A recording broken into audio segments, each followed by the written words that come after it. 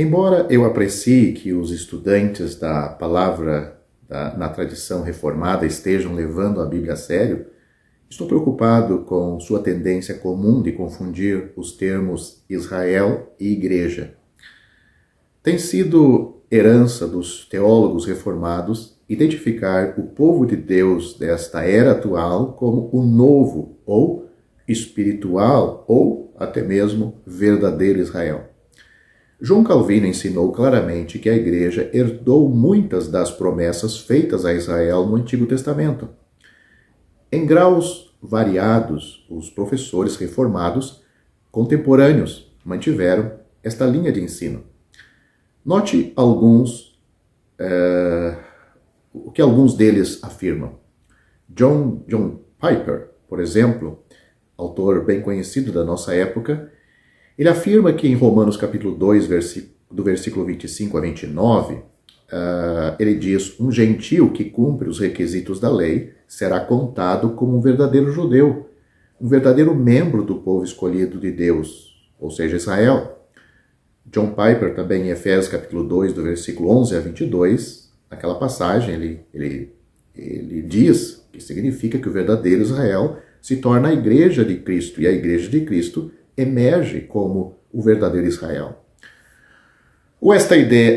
Esta ideia cada vez mais comum é encontrado no site de Russell Moore. Ele diz: Israel é Jesus de Nazaré, e as promessas a Abraão e Israel são todas cumpridas em Cristo. O lugar dos gentios em Cristo significa que o futuro de Israel é o seu futuro. Embora seja verdade que existe uma correspondência entre Israel e Cristo, conforme Oséias capítulo 11, versículo 1, Mateus capítulo 2, versículo 15, o propósito de conexão de Jesus com Israel não é transcender o significado do Israel nacional, mas para restaurar Israel para ser o que Deus planejou para ele. A teologia relativa a Jesus e Israel mantém o significado nacional de Israel. Como evidência, considere Isaías capítulo 49, do versículo 1 a 6. Cristo é mencionado como meu servo Israel, versículo 3. Mas a nação Israel não é deixado de lado. O servo restaura a nação, em versículos 5 e 6 deste capítulo. O objetivo deste vídeo é simplesmente apresentar razões, não uma exposição detalhada de que não devemos confundir Israel com a igreja.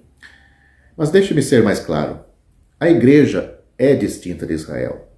O judeu interior de Romanos capítulo 2, versículos 28 e 29, não é um gentil salvo. É um judeu que creu no Evangelho. Da mesma forma, o Israel de Deus de Gálatas capítulo 6, versículo 16, refere-se aos israelitas étnicos que creram no Evangelho.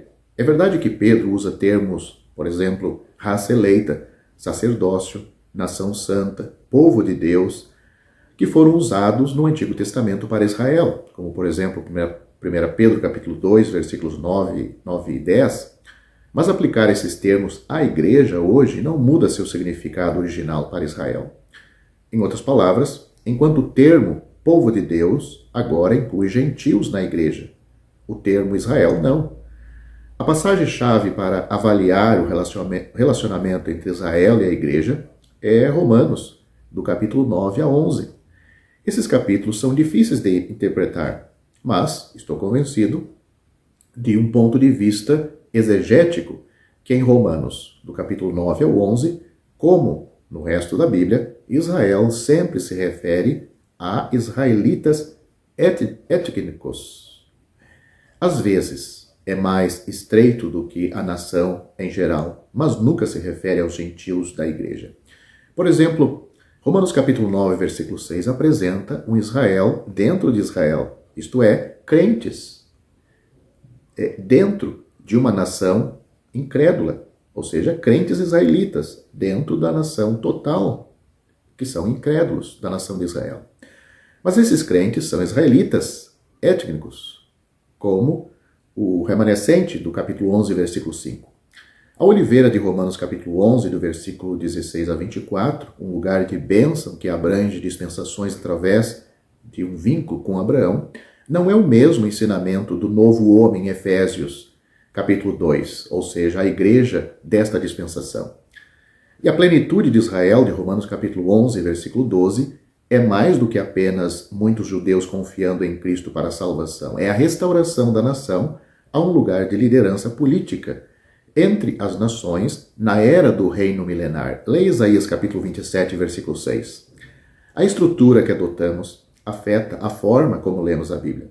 Nossa convicção a respeito da fidelidade de Deus ao seu povo hoje está ligado ao seu compromisso de cumprir suas promessas à nação de Israel.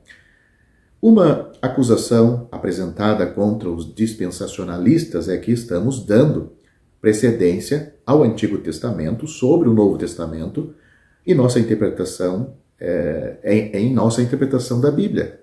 Pelo contrário, estamos simplesmente tomando cuidado para não permitir que o significado das passagens do Antigo Testamento seja substituído pela revelação adicional do Novo Testamento. Aprimorado e suplementado, sim, mas não substituído. As Escrituras de Israel os ensinaram a esperar um reino terreno, no qual sua nação é a cabeça. Quando alguém vem e diz que todas as promessas do reino para Israel são cumpridas na igreja, o ônus da prova não é sobre mim, é neles. É um ônus de prova que o Novo Testamento não permite que eles se encontrem. O ensino dispensacional, às vezes, perdeu parte da continuidade entre os dois testamentos, mas estamos superando isso, enquanto mantemos uma interpretação que permanece fiel ao sentido original da profecia do Antigo Testamento.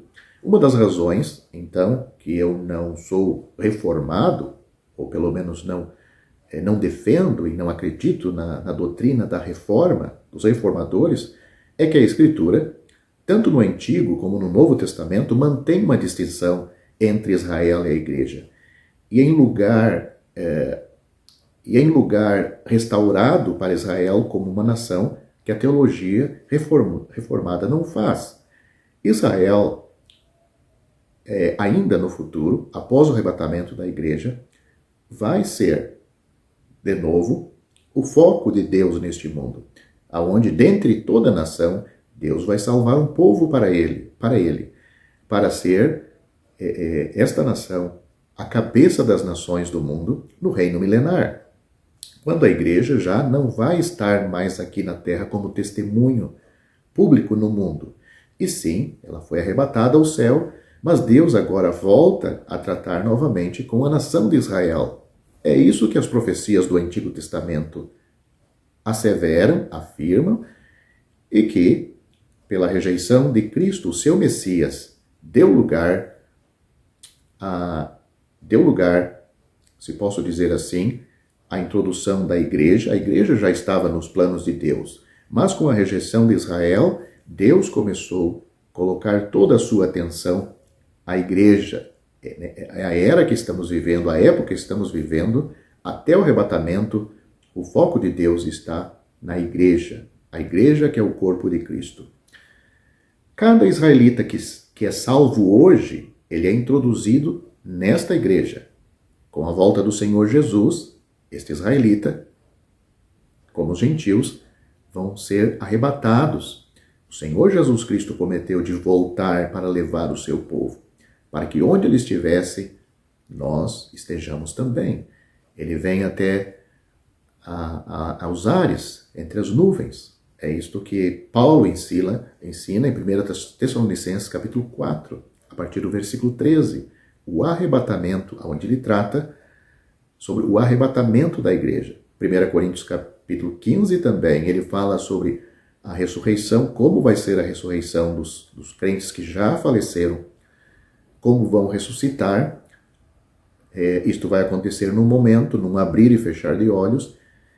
Então o Senhor vem até os ares, acontece o arrebatamento, Os corpos dos crentes vivos são transformados, junto com os ressuscitados, sobem até as nuvens e dali todos os salvos vão para a casa do Pai. Deus volta agora a trabalhar com Israel. Nós podemos aprender isto lendo Apocalipse, capítulo 7, onde nós vemos que vai haver 144 mil evangelistas judeus, onde vão pregar o evangelho do reino, tanto para a sua nação, como as nações adjacentes a Israel, onde hoje o evangelho é praticamente banido. Mas estes homens de Deus, levantados por Deus, vão pregar sobre o Messias que está nas profecias do Antigo Testamento. Junto com os evangelhos, eles vão provar que este Messias era a profecia do Antigo Testamento e que ele veio, ele foi crucificado, ele morreu por causa dos seus pecados, onde vai se cumprir Isaías capítulo 53, quando a nação de Israel, pelo menos pessoas, judeus dentro da nação de Israel, vai entender que verdadeiramente Cristo foi ferido por suas transgressões, moído por suas iniquidades. O castigo que pode lhes trazer paz caiu sobre ele naquela cruz. Então o Messias que eles esperam já veio, morreu. Esta vai ser a pregação destes 144 mil evangelistas. Eles vão pregar o evangelho do reino. Vão pregar agora não o arrebatamento da nação de Israel para o céu, mas sim o estabelecimento do reino de Cristo aqui. E para reinar com Cristo, esta nação deve estar preparada, ou seja, salva. Cada pessoa que quer participar do reino milenar no futuro. Repito, a igreja não está mais aqui. Inclusive, 2 Tessalonicenses mostra que as pessoas que ouviram o evangelho hoje não aproveitaram, não se arrependeram, não foram salvas, e pode ser religiosa também, ficaram neste mundo. Eles vão ser os primeiros a receber e adorar a besta e o falso profeta. Quero aproveitar e deixar uma palavra para você que não tem certeza ou segurança da sua salvação. Me faço uma pergunta: será que está seguro um homem parado no topo de um penhasco escorregadio? Se ele está constantemente em perigo de cair, então nunca se pode dizer que ele está seguro. Na verdade, ninguém pode estar seguro espiritualmente se perder a salvação por cometer um ato pecaminoso. Ou você acha que vai estar seguro? Em 1 João, primeira epístola de João, capítulo 1, versículo 8, nós lemos o seguinte: se dissermos que não temos pecado, enganamo-nos a nós mesmos, e a verdade não está em nós. É bom notar que a palavra pecado está no singular, a palavra pecado aqui neste versículo, pois João está falando da natureza, da raiz, e não dos frutos, ou seja, os pecados. Ele está falando da natureza caída, a natureza, o pecado, e não os pecados, os seus frutos. Observe também o tempo presente no grego da palavra ter. Ele não diz tive no passado, ele fala no presente, ter. João não está se referindo à vida pecaminosa passada enquanto não convertidos, mas o estado presente em que os crentes ainda têm pecado à natureza. Ninguém chega a um ponto na vida em que está livre do pecado. Não existe tal coisa como um crente vivendo em um estado sem pecado. E, portanto, não será possível para um crente estar seguro, sem perder a salvação, se depender dele estar sem pecado, a natureza. Isto só ocorre na hora da morte ou com a vinda do Senhor Jesus no arrebatamento. Jesus disse: as minhas ovelhas ouvem a minha voz, eu as conheço e elas me seguem. Eu lhes dou a vida eterna e nunca perecerão, nem ninguém as arrebatará da minha mão. João capítulo 10, versículos 27 e 28. Não há condições observadas neste texto, apenas declarações de fato absoluto. As ovelhas são de Cristo, elas ouvem a sua voz, ele as conhece elas o seguem. Ele lhes dá a vida eterna, elas nunca perecerão e ninguém as arrancará de sua mão. Ele não diz, se as ovelhas ouvem a minha voz, elas são realmente minhas ovelhas. Ele não diz também, se as ovelhas me seguem, eu lhes darei a vida eterna. Elas não se tornarão suas ovelhas, ouvindo sua voz, e não recebem a vida eterna, seguindo-o. Uma transação ocorreu anteriormente que já as tornou suas ovelhas. O Senhor Jesus disse, no versículo 29, que a transação ocorreu quando seu pai deu, note, esta palavra está no passado, as ovelhas a ele. João capítulo 10, versículo 29. Agora que eles ou elas pertencem a Cristo, é de se esperar que as ovelhas façam o que as ovelhas geralmente fazem. Elas conhecem a voz de seu pastor e seguem sua liderança. Elas não seguirão nenhuma outra voz. Ele deixou isto claro nos versículos 4 a 5. As ovelhas o seguem, porque conhecem a sua voz, e não seguirão o estranho, mas fugirão dele, porque não conhecem a voz dos estranhos. Jesus disse, eu sou a porta, se alguém entrar por mim, salvar-se-á, ou será salvo, e entrará e sairá e achará pastagens. É uma figura de uma ovelha. João capítulo 10, versículo 9. Alguns defensores da segurança condicional sobre a salvação argumentarão que podemos seguir o Senhor Jesus hoje e seguir outra pessoa amanhã. Se assim for, devemos nos arrepender e começar a seguir o Senhor novamente.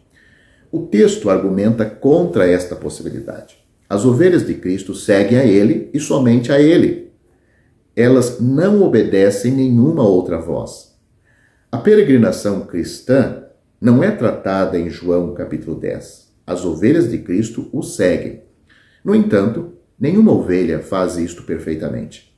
Por sua própria natureza, as ovelhas vagueiam às vezes. Mas vagar e seguir a voz de outra pessoa são duas coisas bem diferentes. O que acontece quando as ovelhas vagueiam? E se elas não seguirem sua liderança o tempo todo? O que acontece? Se vagueiam e não seguem a sua liderança o tempo todo, elas ainda são propriedades do pastor? Elas ainda são suas ovelhas? Elas ainda estão sob seus cuidados? Sim.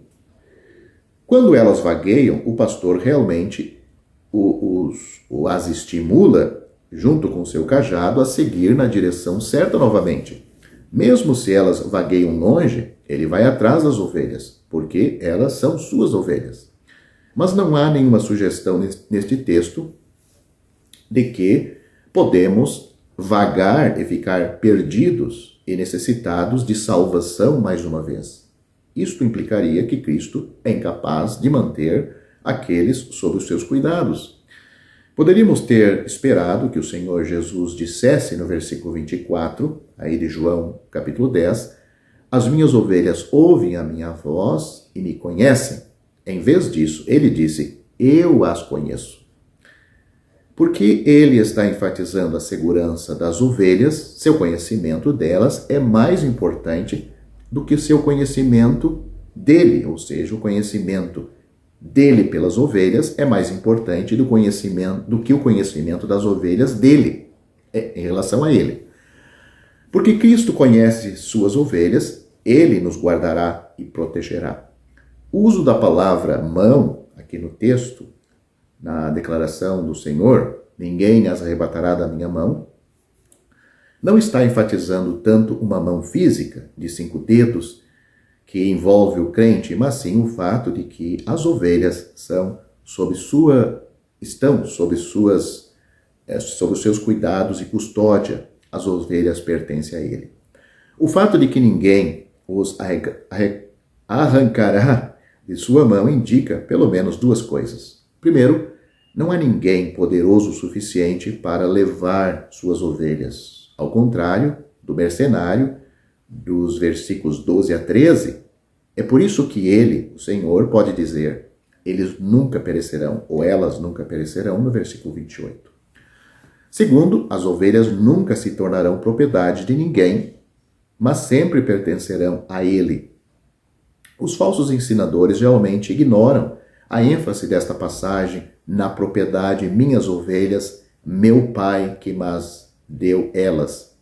E, portanto, perdem detalhes importantes. Além disso, eles costumam argumentar que, embora ninguém mais possa nos tirar da mão de Cristo, podemos nos retirar voluntariamente. Isso adiciona ao texto o que não está lá.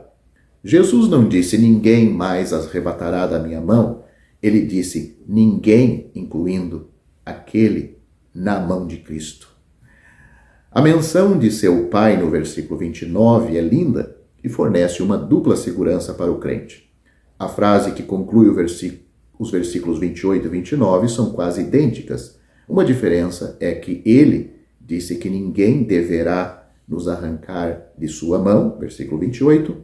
Ele acrescenta que ninguém pode nos arrancar da mão de seu Pai, no versículo 29. Nenhuma ovelha se perderá, porque nenhuma ovelha pode se perder. Ele é tão forte que as ovelhas nunca precisam temer. Jamais pereceremos. Nos foi dada a vida eterna. Estamos nas mãos divinas, porque pertencemos ao bom pastor. O Senhor Jesus Cristo disse, quem ouve a minha palavra e crê naquele que me enviou, não entrará em condenação, mas passou da morte para a vida. Ele também disse,